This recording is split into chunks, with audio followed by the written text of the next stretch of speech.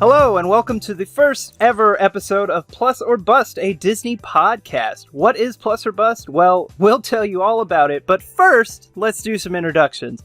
I am one of your hosts. My name is Matt, and I am joined today by my co-hosts, my wife, Carissa. Hi. My sister, Nikki.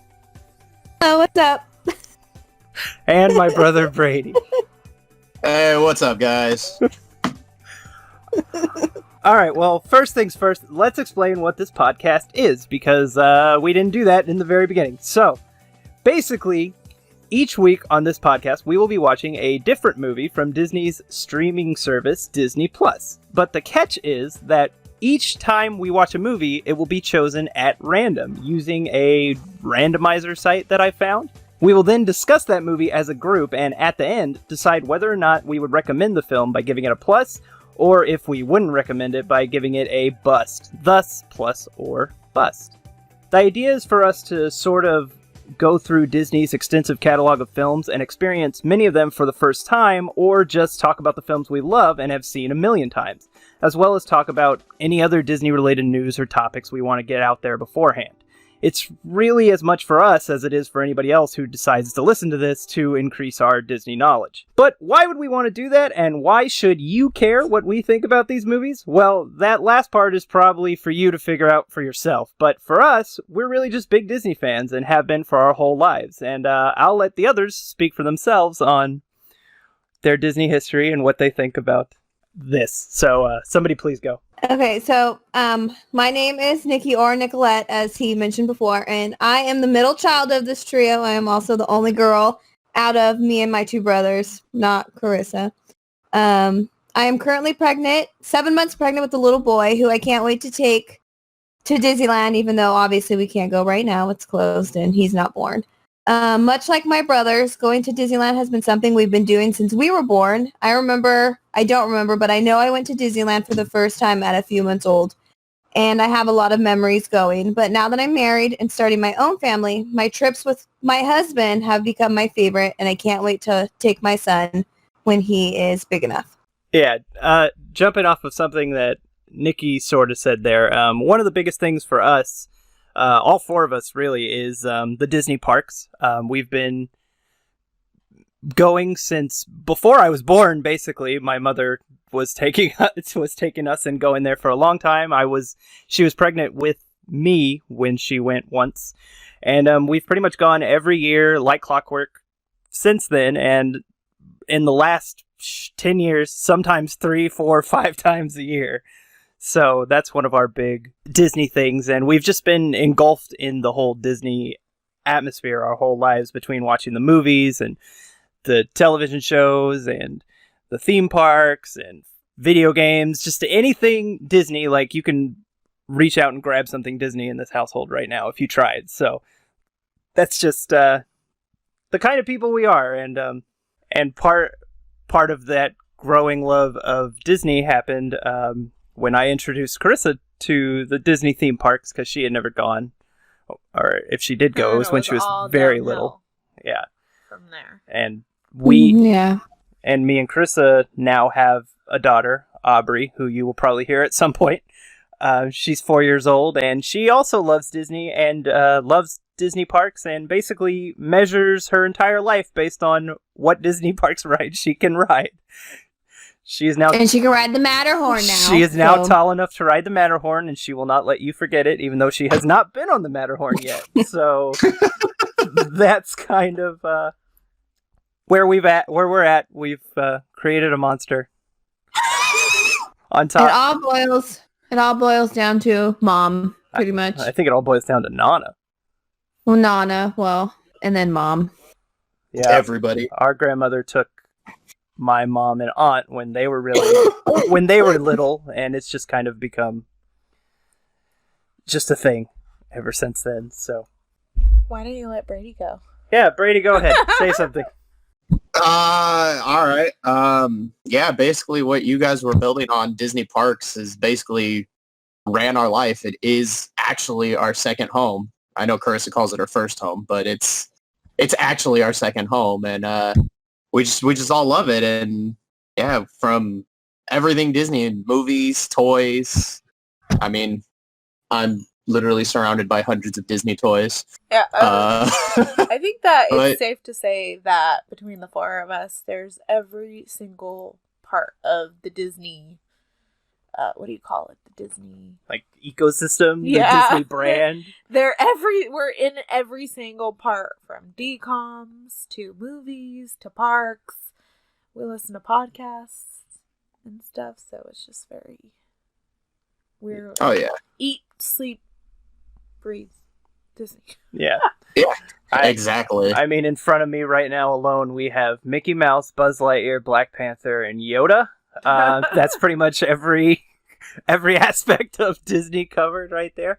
And that's part of the reason that I wanted to do this podcast in particular, is not just because I like talking about Disney and I want to talk about Disney with the people I love and love to talk to Disney about, but also the idea of going through the Disney Plus catalog.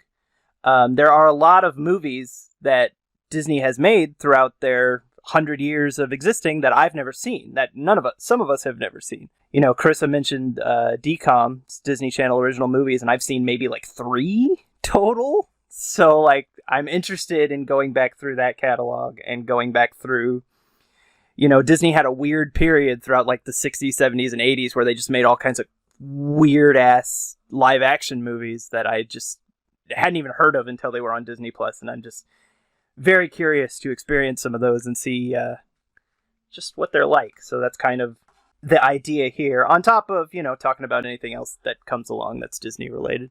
Brady's first trip as a baby was to Disney World when he was like 2 months old. Yeah, I was a month and a half old the first time I went to a Disney park, and it was actually Disney World of all places. Yeah, so. and we took him on the Tower of Terror when he was 2 months old, and he hasn't been the same since. We did. Actually, that's a lie. I went on Tower of Terror first. And she hasn't been the same since. I have not. I think I got trapped in there. You're the little ghost girl. I am the little ghost girl. Yeah, I believe it. Well, 3 of us basically have the same Disney history, but Carissa, what's your basic Disney history, since you married into this, not So I only I grew up like watching movies, and I was always into it when I was younger, but I never went to the parks until I got with Matt, and then my whole life changed, I guess.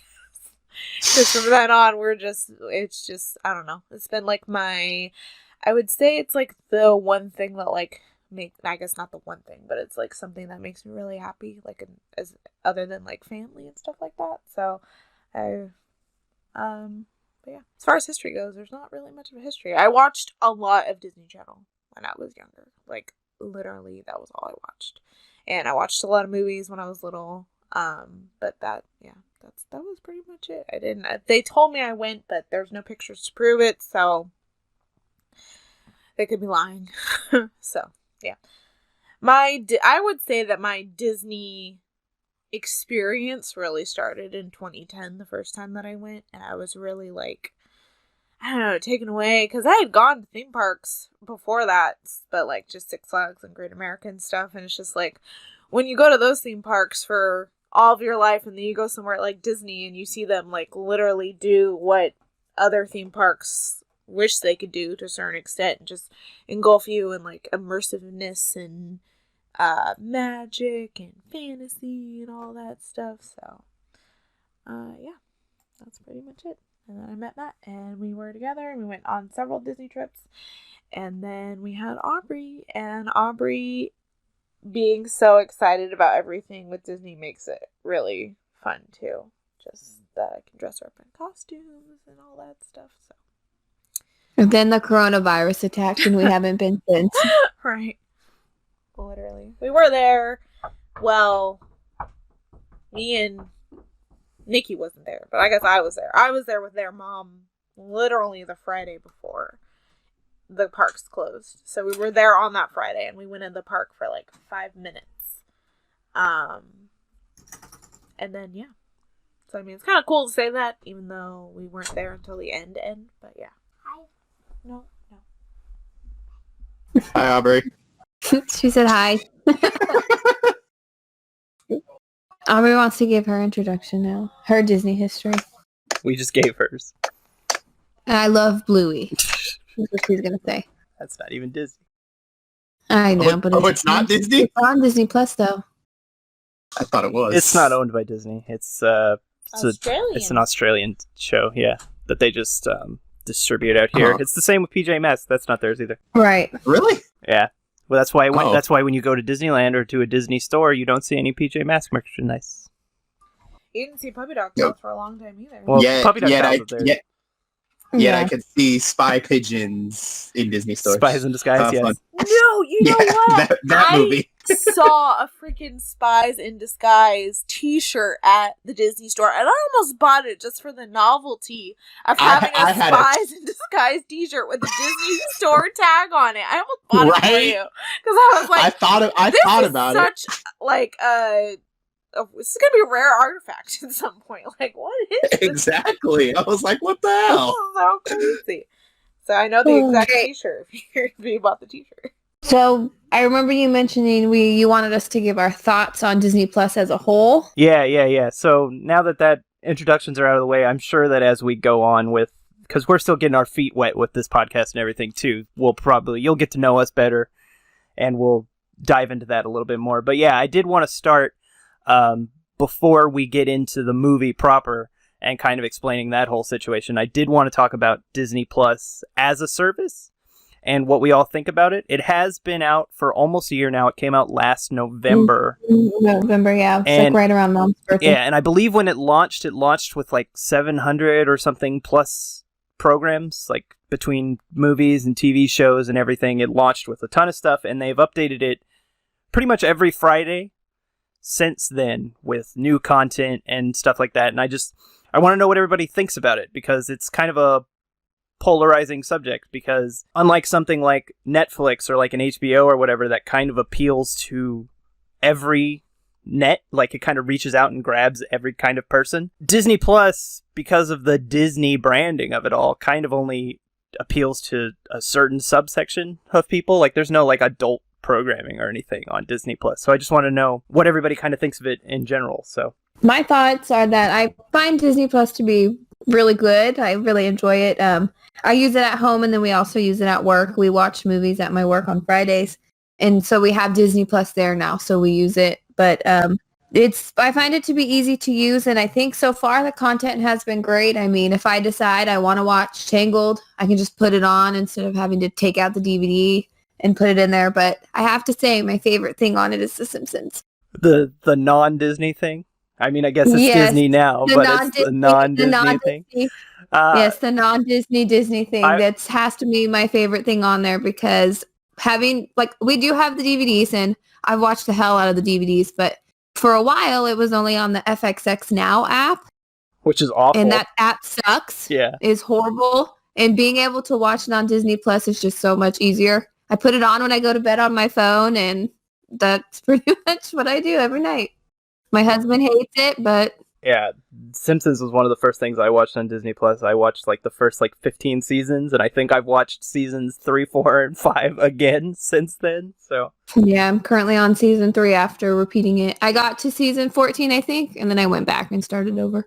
See, I just finished the entire series last week. Yeah, so it's just convenient to have it on there. But even beyond the Simpsons, there's a lot to like about Disney Plus, and I do have some gripes with it. We'll get to that in a minute. But Disney they're kind of a stingy company when it comes to their films, and they have been for a really long time. The whole Disney Vault thing is basically just a big giant joke at this point, because they would, back in the day, they would release their movies in theaters over and over and over again before home video, and then once they came out on home video, they were like, hey, we can keep this up and still just take them out of stores and put them back in stores whenever we want, and people will buy them because they're Disney movies and they'll pay a premium price for them. And that's just not where the world is anymore. People don't buy physical media. Everybody just streams Netflix. They just watch Stranger Things 15 times a year. So having all those Disney movies, like, I'm pretty sure there's only 2 of the Disney animated canon that isn't on Disney Plus.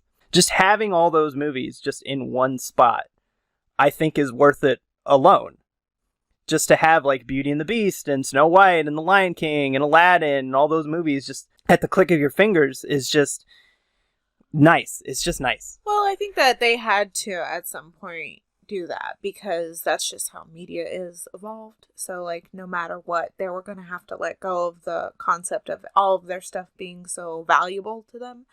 So I think that was kind of just like they were like, hey, like this is gonna happen anyway, so we might as well put it on an all-encompassing streaming service, which I guess is a good thing that everything happened the way it did because it's like their biggest revenue stream right now, right? Yeah, with we're recording this in the middle of the COVID pandemic, and with theaters closed and theme parks closed, and only a few of them are open right now. Disney Plus has been their biggest source of revenue, so they kind of lucked out there by releasing it when they did.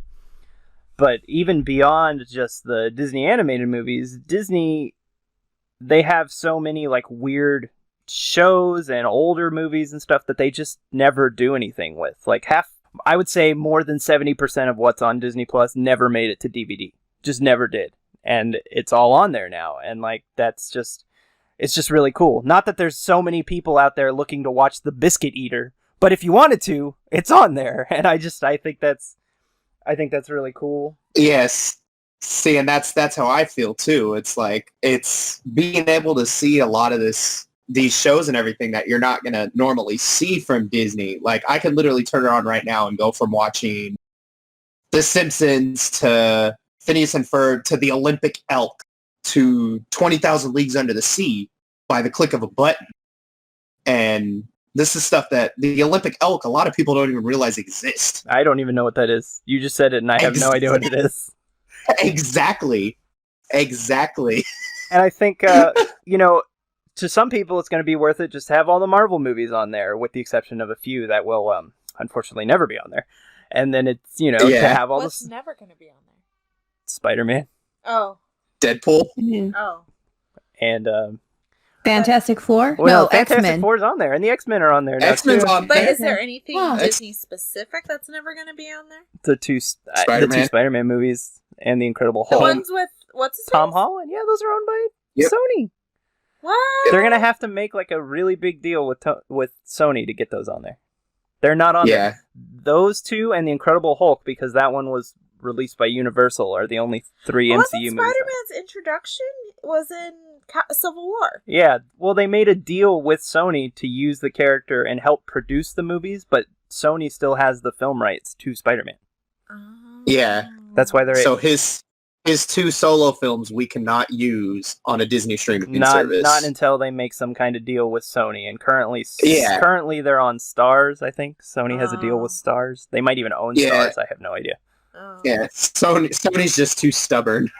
Yeah, but like, and then there's like Star Wars and all that stuff. So like, there's a lot of reasons for people to sign up for it. And not that this is something that I really dive into a lot. I do enjoy it sometimes, but National Geographic, if you're into that kind of stuff, there is so much National Geographic content on Disney Plus. Like every Friday, they are adding new stuff for National Geographic on Disney Plus. Yeah. It is the best place to watch anything like that. Like, and they cover all kinds of stuff from like animals and like space and the world. There's even a few on there I think about like religion, which kind of shocked me because it's like Disney never like touches religion, and there's like a few National Geographic things on there about like religion, and it's like, wow.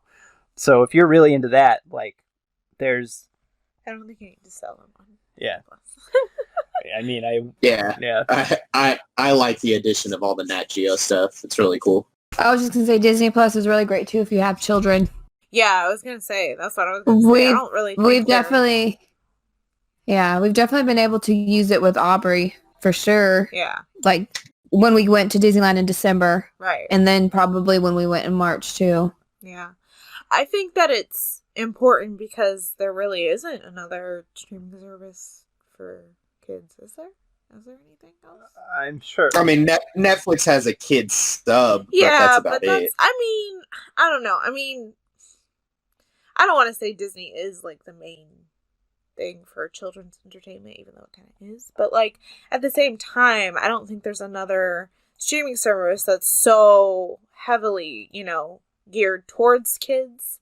And I think that it's nice because you don't have to worry ever if your kid's going to stumble onto something that they really shouldn't see. Like on Netflix, like the kid has the potential to find stuff like that you really, really wouldn't want them to see, like overly sexual or overly violent. And I think Disney Plus is kind of like a safe haven. And I think that that's cool because even if little kids, you put on what you're going to put on for them. But like if you have like a 11-year-old, and you don't want them to stumble upon anything that's going to like scar them or is going to be something that they shouldn't watch.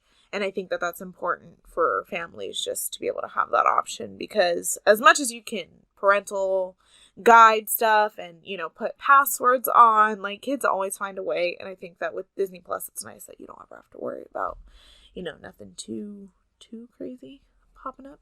There are rumors that Disney is looking to add an adult section to it. See, with a passcode, because they have Fox as well as all their Touchstone movies. Yeah, but I don't like that. I don't like that at all. I think that I feel like Disney get more customers, been successful for the last however many years, just being mainly children's entertainment, or family-friendly entertainment, I should say. I don't think that they need to embark on that. I think that they have Hulu for that, so they can put all of that, time and effort into Hulu and just expand on that. I don't really think that needs to be a thing on Disney Plus. I wouldn't support that at all. I don't really like streaming services to begin with. I'm a basic cable kind of girl, so streaming services in general are just not something that I care about. But I think that if Disney was going to do one, they've done it extremely well. But I guess it really doesn't make sense for them to have bought Fox and not use all those titles also. Yeah, that's why they're slowly putting up the X-Men movies and everything. But they want to do something with Die Hard and Alien and all these other franchises they bought. So yeah. Well, Alien was at Disney World once upon a time, so. It was. You're right. Yeah, I would love to be able to watch Alien on Disney Plus. That'd be great. The Disney Plus, for as good as it is, it does have a few issues. Obviously, they don't have everything on there. There's still movies that are missing. That a lot of older movies are still missing, like The Happiest Millionaire and weird ones like that aren't on there. Yeah, that was a question I had for you. You said there was two canonical animated movies on there. Which ones are not on there? It might not even be two. It might only be one. Is it? I think it's Melody Time or Make Mine Music. It's one of those collection movies from the. Oh, okay. I didn't think about something like that. Those are. I think it's one. Those are the only one. That's the only one. No, Melody Time is on there. I think it's. Oh, see, I was trying to look too. It's Make Mine Music. Yeah, Make Mine Music's not on there, and I have no idea why. No idea why. That's the only one, as far as I can tell. That's so weird. Yeah, that's the only one that's not on there. But I more meant there's still a lot of older live action movies and made for TV movies and television shows and stuff that still aren't on there. And yeah. They're saving stuff to add over time, but like I said, I don't really think people are oh no, the Gnome-mobile isn't on there. I'm not going to sign up until it is, and then it shows up, and then they're oh man, Gnome-mobile, finally, I can sign up for Disney Plus. That's not. So it's just weird, some of the ones that are missing. This is a problem that I have with a lot of streaming services, but I don't think it's organized very well. The front page curates stuff into certain categories or whatever, but it's always kind of the same things that are advertised to you, watch The Lion King or watch The Rise of Skywalker. But if you're looking for those older, weirder, obscure movies, it's kind of hard to find them if you don't know that they're on there. Yeah, that's one of the things that gets me too, is it's the trending section. The entire year that it's been out, the number one movie on my trending list has been Avatar. A movie that's 11 years old now, and I don't hear very many people ever talking about it. Why is it the number one trending for over a year? I can't imagine. For almost a year. Parkland, they gotta push. I can't imagine too many people are watching Avatar on Disney Plus. Trying to get people excited for the sequel and the threequel and the fourquel. Yeah, it's a little too much. Yeah, So, and they they do have the different sections, the like Disney, Marvel, Star Wars, whatever, but even those are just broken down into like small categories. So like if you don't specifically know what you're looking for, you might not find it. And they have the collections sections where they organize things like all the Toy Story movies are in this one, or like all the the short films are in this one, or all the princesses are in this one. And like that's fine, but for starters, there's not enough of them. And for whatever reason, when you're watching it just on the like TV, they don't show you all the collections. Like there's so many different collections that you can only access through like a browser on like the computer or like your phone. So like there's an Alice in Wonderland section, but you wouldn't know it by just looking at their collections on I didn't on the web I didn't know on that. the app itself, because they don't advertise it. And it's like, why did you make an Alice in Wonderland collection and then not show it to me? And whenever they add like a new collection, it'll like filter out the old collections on the search page. And it's like, no, don't do that. Just put them all there. Like, why? If you're going to organize your stuff, keep them organized and show everybody. So it's very strange that those decisions. So like, I definitely think it needs to be organized better. I don't entirely know how I would fix it, but that's my biggest problem, is that it's just not organized particularly well. But beyond that, I think it's great. So many movies, and the original content's great. Mandalorian's great. The Imagineering story is reason enough to have it on my. Story is so good. Literally my favorite thing. Yeah, and and we've gotten 2 originals now that feature Jim Henson Studios, which is great. yeah. I'm not a huge fan of Muppets now. That's the conversation for a different day. Not a huge fan. I appreciate the use of the Muppets, and Earth to Ned is great. I liked Earth to Ned a lot. You should probably say that you're a huge Muppet fan. I am a huge Muppets fan. I am a huge Muppets fan, and we'll get to that eventually. Eventually, a Muppet movie will come up. I'm sure. Yeah. I'm just saying, they don't know you, so they don't know that you like the Muppets, and there might be somebody listening to this who really likes the Muppets. Like, Who doesn't like the Muppets? That's the real question, Chris. Disney. that is not true. That is not. Hey, true. I did not want the actual answer, Matt. Come Disney has on. tried again and again and again and again. And there's movies and there's shows. They gave them a freaking primetime show on a real network. I love that show. You know, like they've tried again and again and again. It's not. I honestly just think that the Muppets was made at a different time, and I just do not think that there is a way. I don't think that the Muppets can be integrated in for the next generation. I think that everything that they come out with, the only people who are watching it are people who like the Muppets. That's it. I don't think that's true. ZX, whatever the hell, is behind millennials. I don't think that they like the Muppets. I don't think that's true. I think they can. I think they can like the Muppets. They just have to be handled differently. And I think there's a lot of ways that they could fix the Muppets, but we're not getting into that right now. This is not a Muppet podcast. Are we here to talk about? Yeah, we're here to talk about Artemis Fowl. We're here to talk about something that sucks. Now that's out of the way, we're going to move into the proper movie discussion portion of the episode. So normally the episodes will probably start, half of it will be like, if there's any news we want to cover, any kind of discussion topics or whatever, we'll talk about that in the first part, and then the last part will be us talking about the movie that we watched. And we decided that in order to help ease us and any listeners out there into the whole podcasting thing, that we were actually going to pick out the first 4 movies that we talk about, and then after that, we'll start the randomization process so that we're just, we're getting used to it. We didn't want to just step right into the thick of it by reviewing something super weird that nobody's ever heard of. So the first movie we decided to talk about is one of the more high-profile films to come directly to Disney+, and that is 2020's Artemis Fowl, a film originally planned for a theatrical release that ended up being delayed so many times that by the time the pandemic came around and shook up the entire industry and Disney's film schedule, Disney just said, screw it, and put it on Disney Plus for free for its subscribers as some sort of punishment, I guess. Oh. Right. Punishment for the viewers or for punishment for both of them. Did you watch the movie, Carissa? I did. I don't know. I don't. All right, hold on. I want to read the description before we get into it. Spoilers. It's right there on my. Spoilers, by the way. We will spoil this movie. Oh yeah, spoiler 'Cause we alert! have to Spoiler say that. alert for any movie that we review. Yes, if the name is in the title, we're going to talk about it. We're going to talk about plot points. We're going to say what happened at the end. So make sure if you care about what happens in the movie, you watch the movie before you listen to it. All right, so this is the description taken straight from Disney+. Disney's Artemis Fowl, based on the beloved book by Owen Colfer, is a fantastical, spellbinding adventure that follows the journey of 12-year-old genius Artemis Fowl, a descendant of a long line of criminal masterminds. As he desperately tries to save his father, who has been kidnapped. In order to pay his ransom, Artemis must infiltrate an ancient underground civilization, the amazingly advanced world of fairies, and bring the kidnapper the Aculos, the fairies' most powerful and coveted magical device. To locate the elusive object, cunning Artemis concocts a dangerous plan, so dangerous that he ultimately finds himself in a perilous war of wits with the all-powerful fairies. Artemis Fowl is directed by Kenneth Branagh and stars Farida Shah, Laura McDonnell, Josh Gad, Tamara Smart, Nonso Enozi,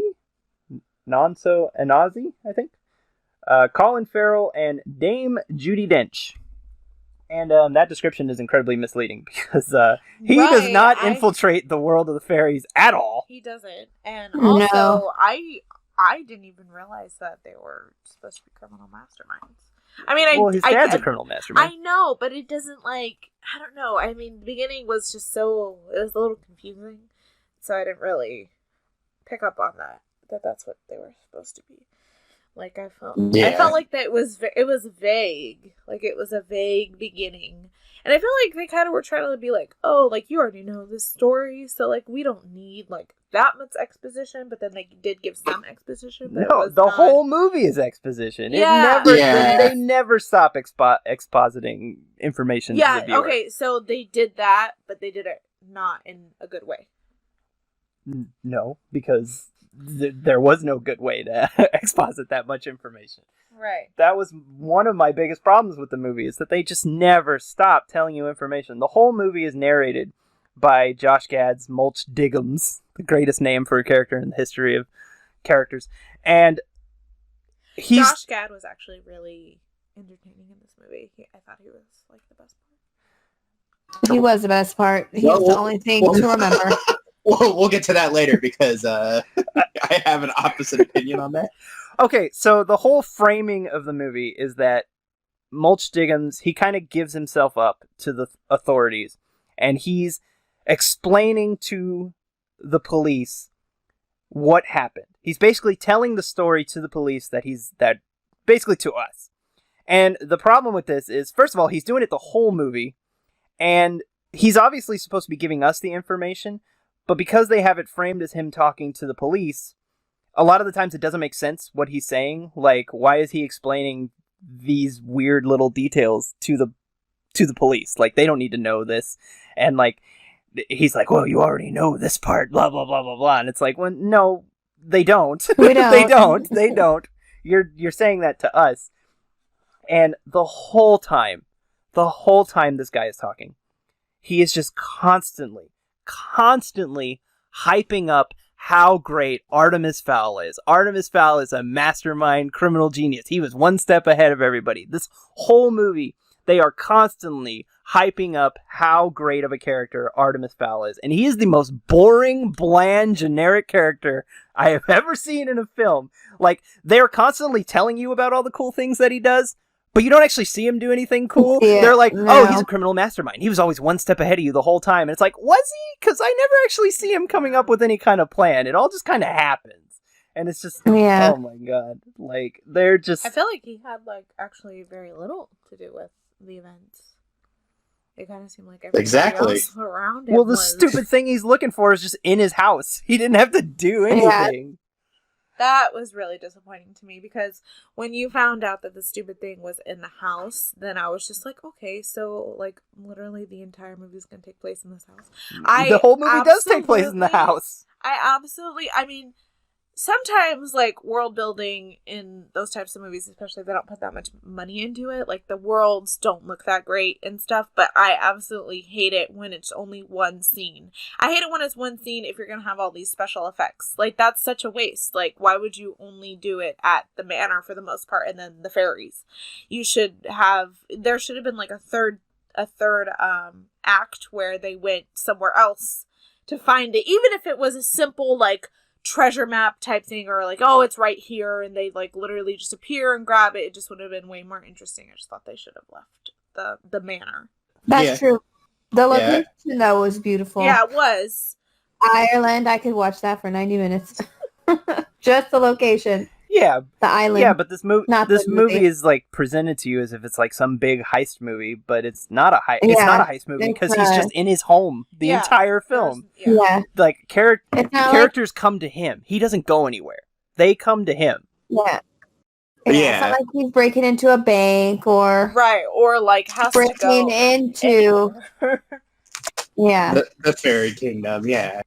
It's at his house. Yeah. It would have been way more interesting if it was in the fairy kingdom, because then he would have had to go somewhere, and if he had like cool gadgets or something, and if he had gone there first and taken the Oculus, and then the fairies had gone to go get it from him, then it would have been a little bit more interesting. I mean, I'm sure that's not how the book went, but they definitely, I felt like the movie suffered because of the location. And here it is in my wall. Like, okay. I get the feeling that this movie, I mean, it was rewritten a few times, and I get the feeling that there was a lot of budget cuts, and that it was, like, edited to hell by people behind the scenes, like, trying to make it work, and it doesn't. It doesn't work. They're trying to fit too much into one movie, and at the same time, I feel like they're not fitting anything into the movie because it all takes place in the same spot. So they're trying to explain everything about this world, about the fairies and this centaur man that we see for like 2 scenes, but he gets an entire introduction with Mulch Diggums explaining who he is, and just every character gets an introduction, and like none of them matter, and it's just they're setting up this big world, but it's ultimately a small movie with a small plot. Yeah. Let me read you a little bit of the synopsis for the first book that's on Wikipedia. Sure. So it says that Artemis Fowl II is a 12-year-old prodigy who has dedicated his life to criminal activity. He leads the Fowl criminal empire, which has existed in his family for generations. After significant research, Artemis believes that he has confirmed the existence of fairies. He identifies an alcoholic sprite posing as a healer in Ho Chi Minh City, Vietnam, and travels there with his bodyguard butler to obtain from her the Book of the People, the fairy holy book that is written in Gnomish. And it says that meanwhile, Captain Holly Short, she's in the movie, an elf in the lower elements police, is tracking a rogue troll that has managed to reach the surface of the earth from Haven City, thousands of feet underground. And so she's assisted by that centaur, the Foley, and then the commander, Julie Root. I'm thinking that's Judi Dench's character, right? Julius Root. No, it sounds like a boy. Oh. And it says that Artemis decodes the book using translating software and learns the specifics of the ritual fairies. The specifics of the ritual fairies used to replenish their magic. Take an acorn from an ancient oak tree near a bend in the river under the full moon and plant it elsewhere. Artemis and his butler track down 129 possible locations for the ritual, and they start a stakeout. 129 locations, and there's one in the movie. And this is when they discover Holly performing the ritual, and the butler tranquilizes her, and then they take her home. That sounds way better than what we got. Yeah, none of that happens in the movie. Way different. None of that happens in the movie. Yeah, no, not at all. Like, I guess they capture Holly. I guess she just kind of shows up there. Yeah, they all just kind of show up, and they're constantly like, "Well, Artemis had this all planned out." And it's like, did he expect the fairy to show up? Did he expect the entire fairy army to show up? Did he expect Mulch Diggums to show up? Like, was this all part of the plan? I don't think it was. I don't think he even had a plan, right? Because he's just like, "Oh, I gotta find this thing," but the thing is in his house. So like, and he doesn't even figure that out until right before they open the thing, right? Right. Yeah, so it's like, he didn't plan anything. He was stupid. Yeah, he basically realizes it's in his house when Mulch is there and finds the safe. Right. And then he's just like, this is exactly what I wanted. Let him do it.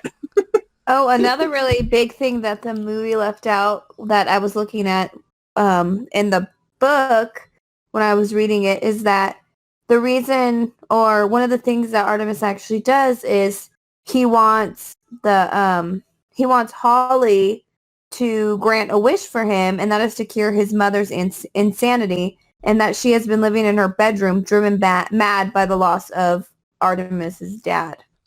What? So in the No, book, Which that's is not alive? which is the complete opposite of the movie, because the mother's never seen and he's in jail. So basically, it says on the Wikipedia page for the movie that they filmed a scene with the mom, but it was ultimately cut. So I assume they just didn't want to get into that. I mean, they barely even get into the dad. Colin Farrell must have recorded for one day. Like, he's just in a dark room for most of the movie, and then he shows up at the end. The end suggesting that there's going to be a cool sequel with all your favorite characters going off on an adventure together. And it's just, oh boy. The acting is also terrible. I think that's... Yeah, that's one of the things I was gonna say too, is that it's bad. One of the things that I did like, though, is that the character of Julie Butler, that's the butler's niece, I believe. Who's never seen. Who, she's seen a few times, but like in the book, she's 16 years old and then she's white. But in the movie, she's about 12 and she's Black Irish, Black British. So I thought that was pretty cool. Well, yeah, because the butler is also white. Yeah, he's white in the books as well. So they made him a person of color, which is great. Like, I don't have a problem with that. The problem is, like, none of those characters were characters, and like Juliet in particular, I wouldn't have even remembered her name if you didn't just tell me, because she's like barely in the movie. They like give her this like cool introduction where she's like hunting with him or whatever, fighting and hunting, and then like she's only around she feeds Holly, she talks to Artemis like once or twice, and then she's chased by a troll. Like, that's exactly. And then she hangs off the wall and nobody helps her. Yeah, and then she's not seen again. She shouldn't. Like, even that scene with the butler towards the end, she's not even in at all. Oh, right, where he dies? When he died. Yeah. Where he's dead. The butler's dead, her uncle's dead, and she's just not even there. She wasn't on set that day. Like, I mean, literally. What is the point of this? It definitely seems like there was some weird cuts and stuff that they just, I don't know, maybe they thought that they were going to do more with her and then didn't, or something happened, but it can't have been like, oh, she's a bad actress, because their main guy wasn't very good. So I don't think it mattered She wasn't. how anybody else in the movie was, because I think that this movie does a lot to like promise you of like, I feel like it had a lot of potential. I think that's kind of why I wanted to watch it, because I just felt like I was like, this looks like a cool like Harry Potter-ish type thing where they might be able to tell a cool story, and maybe it is worthy of like a sequel and stuff. And I mean, it had a lot of potential when I looked at when we watched the trailer and stuff, but that's all it kind of does. Even in the beginning, it just kind of hypes you up, and then it just kind of leaves you hanging, and it doesn't deliver on anything that it promises.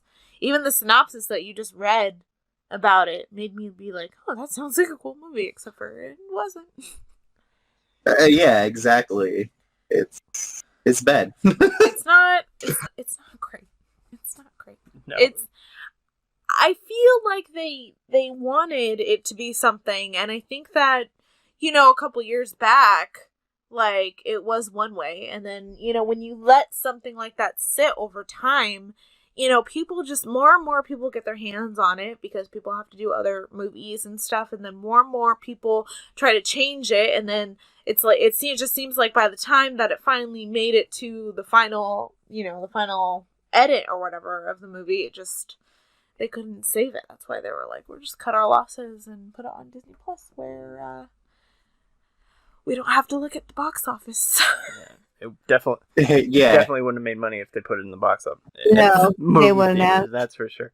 No, it literally has 9% on Rotten Tomato. 3.56 out of 10. I feel like the whole time, like, I think they knew that the main guy, and I feel bad because he's young, so like maybe he'll get better, but I feel like they knew that the young guy who played Artemis was not great. Ferdia Shaw, I feel like they knew that he wasn't very good, because there's so many like scenes where it like cuts to somebody that he's talking to. So like you'll see him face on, and then it'll cut to like Holly or Judi Dench's character, and like Artemis isn't in frame, or if he is in frame, it's only like the back of his head. And like I feel like there was a lot of scenes like that where they either reshot it or they were like working around him. Like the other actors have to like pull double duty to act on top of this kid who's just really flat.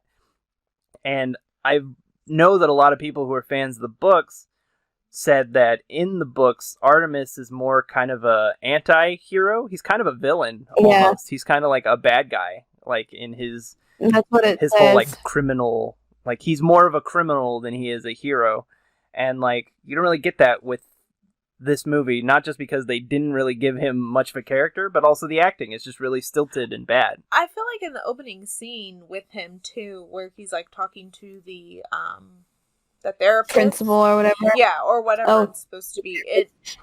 I feel like that is like literal textbook, like setting up this character for the type of attitude that they're supposed to have, and they miss the whole point of his character so much in that first scene that I never even picked up that he's supposed to be like a snarky badass. Like I never got that in the rest of the movie. That like completely went over my head because his acting's bad for one, and then for two, his character isn't very developed in every scene that he's in and the way that he acts and stuff. So it's just like you literally messed up introducing your character like that bad. And his stupid comment about the chair is just, the delivery was really poor, and but that's like easy filmmaking. So like it's like you couldn't coach him through that. That's a little. They should have just changed the actor. Honestly, I think that the main character, if they had actually done that and put more effort into it and put more effort into some of the other characters, I wish they would put as much effort into Josh Gad's character into everybody else's, and then it would have been a half decent movie, because I thought Josh Gad was really good, and I thought he was very entertaining, and I think he's becoming like Disney's little darling. Is that what you would say? He's definitely in their pocket. Yeah. I think that, him, I kind of am scared to see what the movie would have been like if he wasn't in it. Like, I thought that they centered a lot of it around him really well, and I really enjoyed like watching his character, and I thought he was funny. Except when his character opened his mouth and went into the ground. Yeah, that was weird, and everything flew out his mouth. Why? That's from the book. That CGI was awful. That was horrible. Yeah. I actually wrote in my notes, what the fuck is happening right now? That house scene was creepy. Yeah, the CGI is really terrible, and Disney does this a lot, where some of their movies like this, they're like third string movies, have really poor CGI. Like the first Maleficent, I feel like has really bad CGI. Yeah. Has really bad CGI for a movie that high budget and high profile. And like this is the same studio that's fitting the bill for the Marvel movies. So like those look amazing. Thanos is like the best looking CGI character of all time. And then even beyond that, you have movies like the live action Jungle Book and The Lion King and like Beauty and the Beast, which all have these really great CGI. Like, why does it look so bad in Artemis Fowl? It was made during that same time period. You can just tell that they didn't care at one point. Like, they just stopped. Well, I think they realized they had a bad movie on their hands, and they just cut their losses. They sunk enough more money into this. They probably should have just made it a cartoon. Yeah. They have a graphic novel. I mean, there's 10 books. That would have been cool. So the book series is 10 books, plus they have another book full of like little stories about, short stories about like the characters and the mythology and stuff. And they also have a graphic novel. But this book series went on from 2001 to 2012. So the people that read it are our age originally. The kids that read it originally are, in their 20s, 25, 26, 27, 28, 30. And it's just so sad because I feel like this movie definitely did a It was definitely a disservice to the series. I feel bad for the author. I haven't even read the books, and I know That's that. a lot of books to write for 10, and they were probably so excited that Disney bought it, and then they're like, "This is what you came up with." They probably should just. When this movie started, Disney Plus probably was only in its infancy, but they probably should have just made it a Disney Plus series. Yeah. It probably would. Yeah, they probably would have should've. been better as a series. Like, Yeah. they're trying to squeeze so much exposition and world building into this movie. Like, you could have spread that out across 10 episodes, and I feel like people would have cared more. You could have put more effort into each individual episode without putting in more money. Like, I think it would have worked better as that, because they very clearly, at least at some stage in its development, wanted it to be a series, because it ends as if it's setting up like a grand sequel, and it just never happens. I feel like this has been happening with Disney for a long time. They've tried to capture lightning in a bottle twice with what happened with Pirates of the Caribbean, and they've just been trying to come up with another live action series to latch onto that they can milk for sequels for so long, like The Lone Ranger and Tomorrowland and all those kind of movies. And I feel like this is just another in a long line of Disney live action failures. I just think it's so ironic that the company that literally makes at this point has made trillions of dollars off of fairy tales still can't get it right with live action fairy tales. Like, they've been trying with this for so long, and I know because I've watched almost every single one of them, because I love live action fairy tales. It's like my favorite, one of my, I guess not, I don't like to say guilty pleasures, because I think you shouldn't be you shouldn't feel guilty. Yeah, you should just like what you like. But I mean, that's one of my favorite things, and it's time after time they just keep missing the mark. I don't know if it's like whether it's source material or whatever it is, and it's just so ironic that this is just something that they can never find like that perfect formula. And I really only truly believe that the reason that the other ones have that perfect formula is because they're picking classics that people love, and like people are going to go see it no matter what, like The Lion King and, you know, Little Mermaid eventually and all that stuff. Like, people are going to go watch those because those are their childhood movies and they want to see them and stuff like that. But it just, I like that they have pirates, but they should probably have just stopped with pirates. I don't think they're ever going to, because as you said, on Disney Plus there's literally hundreds of live action Disney movies that we have never even heard of, and I don't understand like why that is, or like what the deal is, and why they keep trying, you know, with like A Wrinkle in Time and Artemis Fowl, and then they did the Nutcracker, and then Nutcracker in the Four Realms. Oh, they wanted that to be something. What did they do besides there was another one that came out around the time of Wrinkle in Time, like not that long ago. What was it? Not Tomorrowland. There was another one that was weird like this. You don't mean you're not thinking of The Lone Ranger or anything like that? No, it was something, it was kind of like A Wrinkle in Time. Yeah, I was watching that not that long ago. I think I know what you're talking about. But the book is only 280 pages long. It's not a long book. They've literally been able to make Harry Potter and Lord of the Rings, which are 1,000,000 pages long, into good movies, so it's just a lost cause. Just more effort was put into them. That's all it is. I think this movie got edited to hell, and they just didn't want to do anything else with it. Oh yeah, which is sad. Yeah. The only last thing that I really wanted to say is, other than why is Judi Dench in this movie? Why is she in this movie? But we already talked about how the CGI is bad, but some of the directing decisions are really weird. There was a part during one of the scenes where they're calling the fairies from the fairy world, where they're moving around in a boardroom or whatever, pressing buttons on a machine or whatever. There's one part where that just goes into slow motion for 2 seconds for no reason, and it drove me insane because there was no other part like that throughout the whole rest of the scene. It's just like a dude flipping a switch, but it's in slow motion for no reason, and it's just why did this happen? Yeah, that was that was one of my biggest things too that I had listed. Was like, why? What is the point of that? It's really strange. I'm looking through the list of movies. I wonder what she was talking about. I'm thinking she's talking about BFG. Maybe. That's what I'm thinking, because it came out just a few months before Wrinkle. Yeah, probably. Because the only other live action random movie that came out that year was Catway, but Catway was a sports movie. Roald Dahl.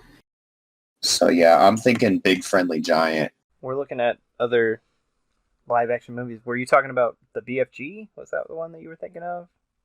No, I thought there was another one with a girl, wasn't there? Alice Through the Looking Glass. Oh, maybe not. Yeah, I was about to say the only other one that I can think of is Alice, because that's all that the last one before any of these would have been Oz Great and Powerful, but that was 5 years earlier. In the Four Realms or Tomorrowland or something, but I was just saying, like, in general. Oz the Great and Powerful was in that like realm of like, we really want another Pirates though. Oz the Great and Powerful, John Carter, Tron Legacy, The Sorcerer's Apprentice, Prince of Persia, like those were all movies that they were trying to make into the next Pirates, and same with Jungle Cruise is coming out, and they really want that to be the next Pirates. Oh, yeah, they do. I think there is some potential. I mean, I think that The Rock has a lot of star power, and I think that tying it to such a beloved attraction may, cause it to be something like that. I mean, if it worked for Pirates, then it could potentially work for the Jungle Cruise too. I think the Jungle Cruise looks really good. I'm excited for it. And it looks like they actually put like effort into it. Yeah, like they gave it a good writer and a good, a good score and stuff. They put the money into that. I think that with all of these fantasy type things, you can't just throw Oprah and what's her name? Mindy Kaling. You can't throw them into movies and Josh Gad and be like, oh, they're gonna carry the whole thing. Like, it's gonna be great. Like, no. Reese Witherspoon too. Like, I was about to say Reese is the other one. Keira Knightley. Was in. You Pirates. guys. No, Nutcracker too. Oh, Nutcracker. You can't expect that to work. Like, you can't just, like, I feel like it's cheap because it's like, oh, we're going to get them through the door with these names. It's like fantasy movie or whatever. And then I think that at some point, they just drop the ball on a lot of, like, the CGI and the story and the other characters that need to be developed. Because it's like Josh Gad doesn't need that much coaching. They tell him what his character is and he takes off because he's talented. But if you're paying all that money for Josh Gad and then you're going with somebody who's going to be cheaper, like a boy who's never been in a movie, then you need to put time and effort into him building that character. Like, did he read all 10 books? Did he really know the character that he was playing? Did he, really have, like, some background to it so that he could, fill that role, like, successfully? I feel like it's kind of like Sweet Karma because they have the monopoly on children's entertainment and like, animated features and stuff. So, it's like, oh, of course you guys can't come up with that. But it's like, if you guys just put the effort into these movies that you put into all the other ones, they would be just as good, And I feel like they're not going to learn that lesson because they are totally fine with dropping the ball on certain elements of the live action remakes of like Beauty and the Beast and Cinderella and stuff and of all the classic ones. I don't think they're ever going to learn like their lesson with it because those movies have made so much movie and they're like, oh yeah, this is the formula. This is what we got to do. We just got to remake an old movie. And it's like, that's not the case. You guys just need to put all the effort in that you put into the other movies into these. Especially, and I get that they don't want to because like Artemis Fowl is a risk versus Cinderella, which is a timeless classic. But I mean, at some point then... Which, by the way, was directed by the same guy as this Artemis Fowl movie. So was Thor and Thor... The Dark World, I believe, were both also directed by the butler was, what's his name? The prince's right-hand man, too. Yeah. Oh, wow. Kenneth Branagh is not a bad director. That's why I think this movie just got really messed up post-production. Like, I think it got dismantled. Yeah, like higher ups kind of Yeah. gave a lot of notes on like, you're not explaining things enough. People are stupid. They need you to explain everything to them because they're stupid. Yeah, that's how it feels. I get the feeling that It's also kind of, sometimes it's like lazy to just say what's happening versus like showing them, you know? Like, sometimes it's easier for a character who's already in a specific set to just say this, this, and this, versus us filming 3 scenes suggesting this, this, and this. So there's just a lot of, yeah, I know, I'm saying they don't do that. It's a lot of lazy filmmaking in general, and it shows that they didn't take the time and stuff with it, and I think it's a shame to the fan base and to the author. Hopefully they got lots of money. I'm sure they got enough money. I think we're gonna start seeing less big budget movies like this from Disney that don't go directly to Disney Plus. I think they're gonna start using Disney Plus as the place to put these more risky, lower budget films compared to the live action remakes. With the state of the film industry, I don't think that there's a place for these movies anymore. I mean, there already kind of wasn't a place for it because at one point it just became blockbuster after blockbuster after blockbuster, and people barely, I guess not barely, but people only go to a movie so many times as it is. But I don't think that this anything like this is ever gonna make it to theaters ever again. So maybe they have learned their lesson because they had to. Yeah, I can see that being the thing. But as you can see by how much we're talking about everything but Artemis Fowl, how much we all liked Artemis Fowl, the movie Artemis Fowl. So it had a lot of potential. I think it had. Of course it did. Most potential. movies have potentials when they start. There was. I mean, I've watched worse movies. I think. Oh, I've definitely seen worse movies. Yeah, just because you've seen worse movies doesn't mean it's not a bad movie. Oh no, it's definitely a bust. I don't know. I don't know. Something in my heart is telling me not to call it a bust or to say that it's a bad movie because, like, I mean, it's got a 9%. I know, but it's a bad movie, Carissa. Come on. I think it's a bust simply because of how much was cut out of it. Yeah. I mean, like, it doesn't seem like it's true to the book at all. There's way too much telling and not enough showing. Yeah, exactly. It's like he said, it's way too much exposition and not enough anything else. Like, show these characters doing cool things instead of telling me that they're capable of cool things. Uh-huh. Like, just show me Artemis being a cool criminal mastermind instead of relying on Mulch Diggums to just happen to stumble across the safe. Like, just give me something. Give me something to care about. As far as this movie is concerned, I don't care about anything in it. I guess we'll get into our final verdicts, unless anybody has anything else they want to say. No. I don't think so. Double check my notes here. There's a whole wiki fandom, though, if you'd like to look at it. Not based on the movie, but the books. Yeah, I'm sure the books are fine. I'm sure the books are fine pieces of children's entertainment. The movie just did them no justice. I feel like I started to read the first one when I was in, like, elementary school, and then I never really could get into it. I think it's probably a great book series for boys.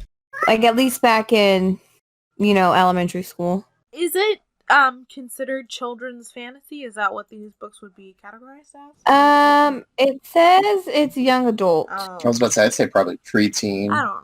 It says young adult fantasy. I don't necessarily believe that it's young adult, though. Isn't Twilight also young adult fantasy? Yeah, and the main character is literally 12, so... Yeah. That's not a young adult to me, that's a kid. Yeah. Alright, so final verdict. Nikki, plus or bust? It's a bust. Brady, plus or bust? Bust. Carissa, plus or bust? I mean, like, if I was 11, I might call it a plus. You're not 11, so as an adult, plus or bust. That's what I always try to take myself out of it and think about it like, who is this for? Like, I don't think it's for anybody. I don't think it's for... Honestly, Carissa, I think if we watch this movie at my work, I think my kids would get bored. Well, see, that's the thing. I don't even think it's for little kids. You mean you're talking about, like, 10-year-olds? I don't have the little kids. How old? 10-year-olds? Yes. Oh, okay. I don't think I could show this movie to Jaden and him be entertained. No, I really there's don't. too much talking, not enough cool things happening. The characters are all boring. It's just, I don't think it would hold anybody that young's attention. And I think they made the right decision putting it on Disney Plus so that morons like us can watch it instead. Exactly. It gets a bust from me, if anybody was curious. I was about to say Matt plus or It bust. gets a bust from me. Okay. Can't we have like a No, we cannot. It's a plus or bust is the name of No, it. but I mean, there's gonna be. This is a times yes where- or no podcast. There's gonna be times where we feel indifferent towards things. You Because there's so many you can things- give it a bust, but There's so many things that you have to consider. I mean, it could be a plus because this author wrote 10 books and short stories towards it. There was an entire fandom there, behind it that was like, oh yes, finally we got a movie. I mean, it wasn't great, but the 5th Harry Potter exists. So, it could Yeah, and be, every it could every be a time I- plus because there could be an 11-year-old boy out there that like really, really likes it. So I'm torn. I don't want to. you're not talking to 11-year-old boys. You're talking to. But who knows? This movie wasn't for us. It wasn't for 30-year-olds. You could argue that about really any like movie. Disney. You could argue that about any movie. I watched it. I didn't like it, so it's a plus. Did you like it or not? I didn't hate it when I was watching it. I didn't. I mean, it kept my attention. I didn't want to turn it off. I don't know. I give it a plus. Wow. I'm gonna be indifferent. Would you give Star Wars a plus or a bust? I would give Star Wars the biggest bust that's ever been. You're off. in You're off the podcast already. I was about to You say, don't- all you in don't- favor wait, of you Star don't- being you a bust. You don't get to be like, oh, I want to look at it from all sides, and then Star Wars like. No, that's specifically why I give Star Wars a bust because I'm looking at it from my point of view, and from Well, my then why point aren't of you looking at Artemis Fowl from your point of view? You're like, I Because- want to look at it well, from no, the point 'cause of view of an 11-year-old. That's well, I'm just saying I'm taking that into consideration, but I genuinely did not hate it. I just thought it had a lot of potential, and who knows if they made a sequel, they may right all the wrongs. Never make a sequel. They may. I'm just saying, potentially they could right all the wrongs that they did with the movie. So I'm just saying it has a case. 30. There's a case to be made. I'm always gonna play devil's advocate on this podcast and say that, 30 years from now, another studio will get the rights, and that will make a better movie. yes, that's true because they just recycle everything. So I believe that, and it could potentially be a plus. Not at all. Oh, Maybe. Yeah, That's my final verdict. I'm giving it a plus. you're insane. Okay. And we're all giving Carissa a bust. Yeah, I got nothing. He's taken aback by my lack to just. Her blatant just going against what everybody else thinks. I'm not going against what everybody else thinks. I'm thinking for myself. All right. Well, now that that's out of the way. Thank you for listening to the first episode of Plus or Bust. I promise they won't all be like this. Or maybe they will. I mean, if you like it. I was about to say, will They might. They're definitely going to promise have that. the four of us, and we're definitely going As to long talk as about Carissa's movies, on it, so... you can't make promises like that. No, because you're also a contrarian. What do you think of Rise of Skywalker, Brady? Oh, greatest movie ever. Yeah, Yeah, exactly. okay, Exactly. okay. I'm looking forward to that one. That one's going to be 4.5 hours long. It would be super... Oh, yes, it will. It would be super boring if everybody just all thought the same thing on this podcast. What would the point of that be? Yeah, but this movie sucks, so everybody should think that this movie sucks. But what would the point of that We're be? just going to make it quick and easy. All the Star Wars except The Last Jedi are all pluses. Right. Oh my God. Well, see, I'm saying. It would just be the shortest podcast ever. Like, Yeah, of course. I think that you guys all made fair points, but I'm just gonna play devil's advocate. That's how I feel like that's you how I had am. nothing good to say about it, though, I and then just still said that it said, was a plus. I think that it had a lot of potential. I think that it was. I think that it filled. You know what I did like actually. I did. Oh my God. I did like the mix of fantasy and like modern technology type thing. They do I that thought all the time now. I though. know they do, but from world building standpoint, the CGI wasn't great. But from from the concepts, like I thought that they were really good. I thought that the mix of everything, the pixie world and everything, I thought that was fairy world. Oops, that was good.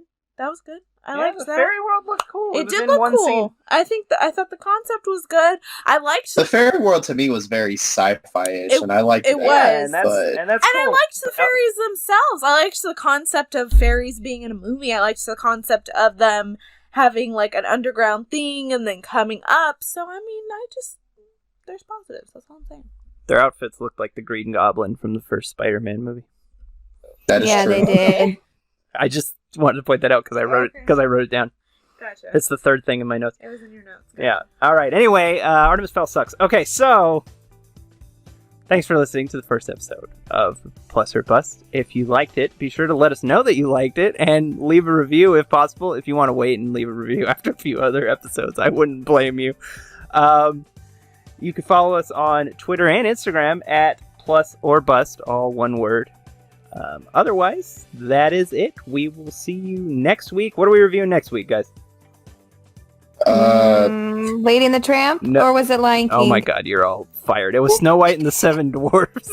Oh, that's right. So White and the Seven Chris Dwarfs. hated it. That's right. Yeah, Aubrey doesn't like that movie. No, but Aubrey's not on the podcast. So. That's good, because she would be mad. She'll live. Yeah, so we decided on Snow White and the Seven Dwarfs for the next one because it is the first Disney movie. So, makes sense to do that one eventually. So, yes. We will see you next time with that. Bye-bye. Bye. Bye.